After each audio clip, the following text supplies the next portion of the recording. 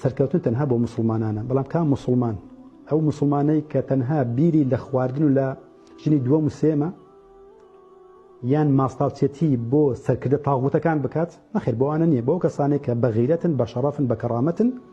لە بچووکترین ئاەتە چۆکدا نادەن و خۆش نابن و خەڵکی بانکەن بۆ سەر ڕێگای ڕاستە و ماستاوچێتیش ناکەن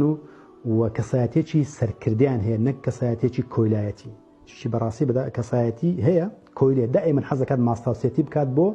ئاغاکەی بۆ سەرکردەکەی بۆ قایمقامی وڵاتەکەی بۆ محافیزی وڵاتەکەی بۆ وەزیرەکەی بۆ سەرکردەکەی دائیمەن لە دوو ماستاوچێتیشە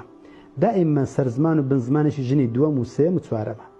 دائیمەن گلەیش لە دەوروبەری خۆی کات ئەرێ بۆ داوەتەکمان ناکەی ئەرێ بۆ بێدەنجی هەمووهم بطونهم وقیبلتهم نساؤهم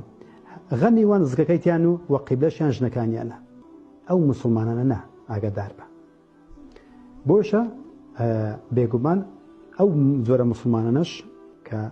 خوای گەورە ئەفەرمێ إن الله اشترى من المؤمنين أنفسهم وأموالهم بأن لهم الجنة خوای گەورە کڕیوێتی ڕابردووە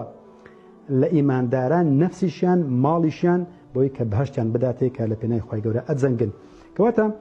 بێگومان ئەمە دڵمان بەو ئاەتانە خۆشە و ئەزانین دوا ڕۆژ هەر بۆ مسلمانانە بەڵام ئەوەش نییە کە ئێمە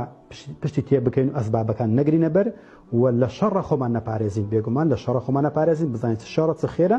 بۆی کە لەو ڕێگایەوە بانگەوازی بۆ خەڵک بکەین کەواتە بەڵێ ماسۆنیەکان بڵێ زۆریان داگیر کردووە بەڵام